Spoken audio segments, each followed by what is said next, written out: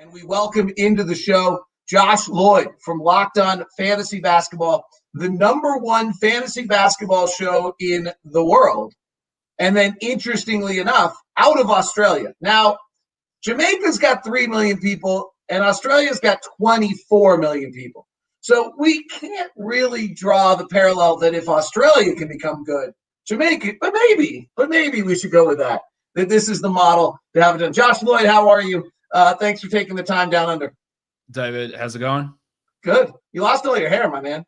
Yeah, I know. It was getting frustrating. Obviously, we've been in lockdown here for 6 or 7 months, basically, so no chance to get a haircut. And then it was getting too much. Weather was starting to warm up, so I just told my partner, just get rid of it. Just shave it all off. See, you're like the only person who went through COVID and lost hair. Everybody else came out of COVID with beards and more hair. You're the only one. Yeah, well, it was growing. It was getting long. It was just getting too frustrating to try and manage. So just get rid of it. Had the clippers at home, so just ran it over the hair and made it easier to deal with. Let me go back to your background a little bit. I mean, it's an interesting story. You've built this incredible podcast. It's got the most listens to any fantasy basketball podcast in the country. Where does this come from? Take me back to your youth growing up. Where does basketball touch you? How does this happen? Well, basketball is relatively big here, but it's not massive. It's not the biggest sport in the country. But back to my time in elementary school, so around year 10 or 11, when I was that age, the NBA started to get big in Australia. That was 1990, 1991. So around that beginning of the Bulls Jordan first three-peat type time.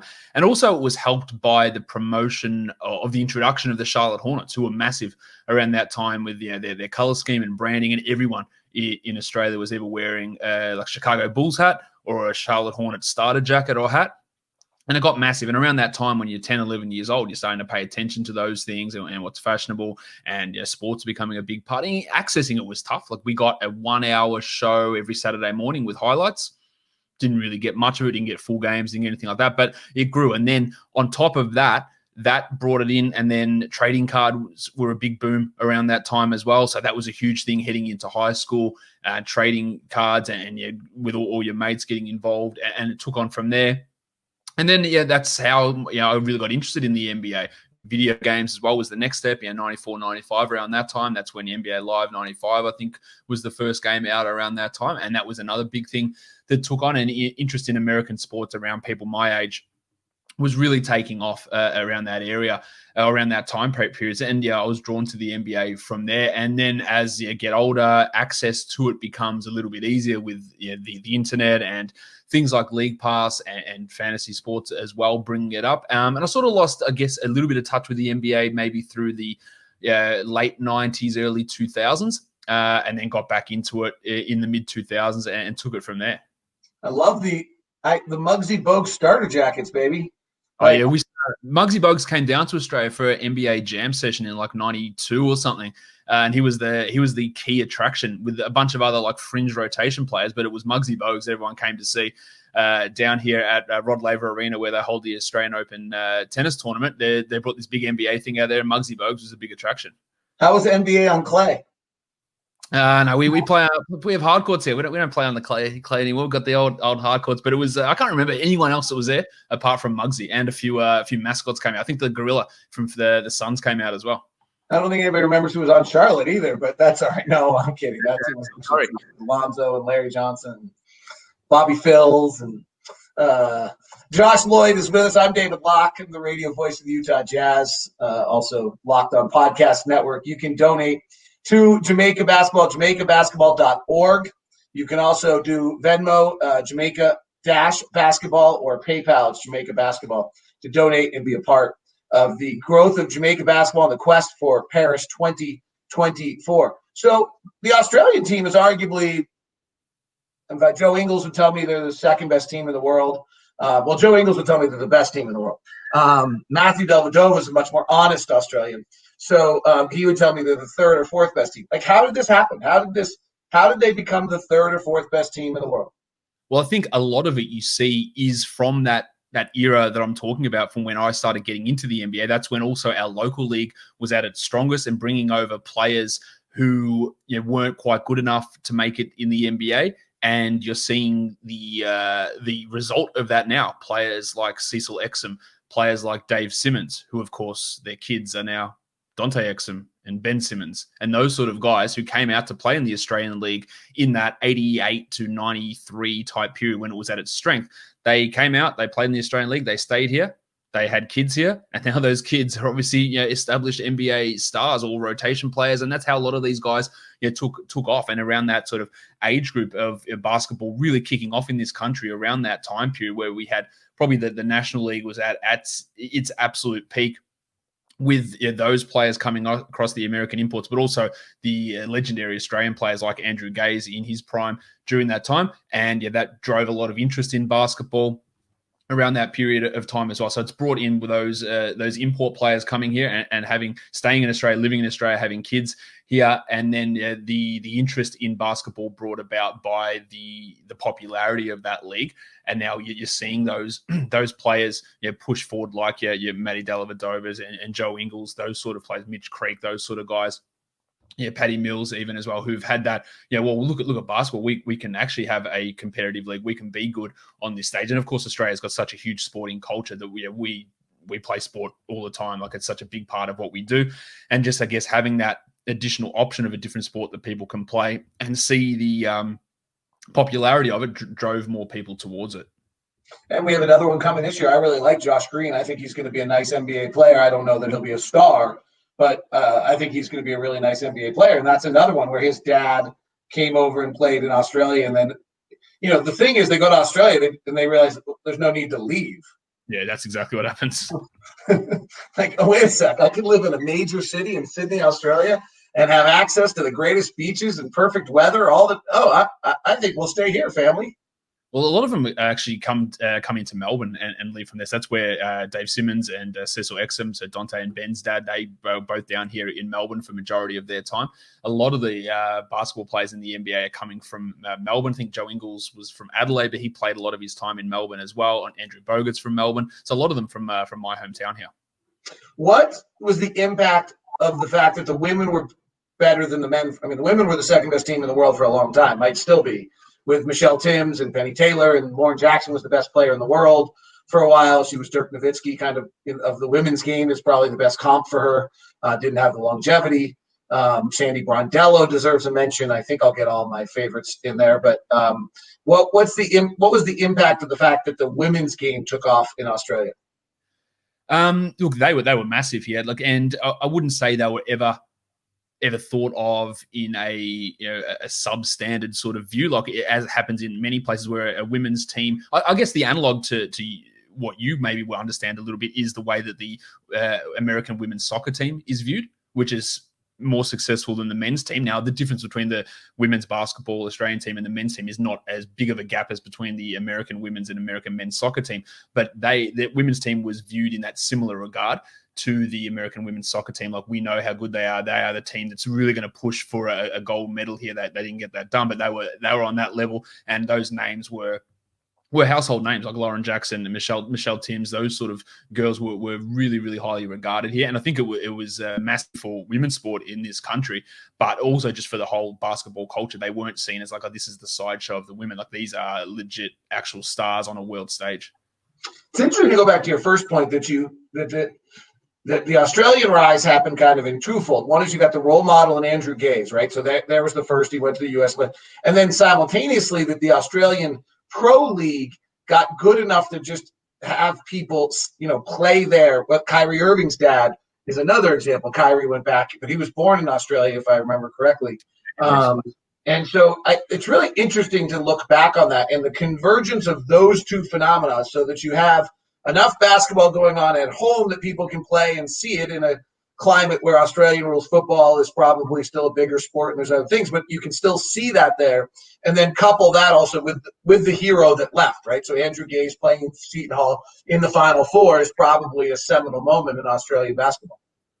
Yeah, so that Gaze run of heading over to the States, he had a pretty established career here at this point. Like, I can't even think how long he played, but then came back and played for another 10 years after. He maybe was here 7 or 8 years playing at the MVP level before he went over there. And that was a constant thing. Nightly news, Andrew Gaze's Seton Hall team is pushed to the Final Four. I don't even know what year it was. And then he's small runs as 10-day contract player with the Spurs a couple of times. And I can't remember which other team. I think he had another 10-day with someone else. But that was a constant thing. Like, look at this. This is the Australian star that's making some sort of an impact, and albeit small.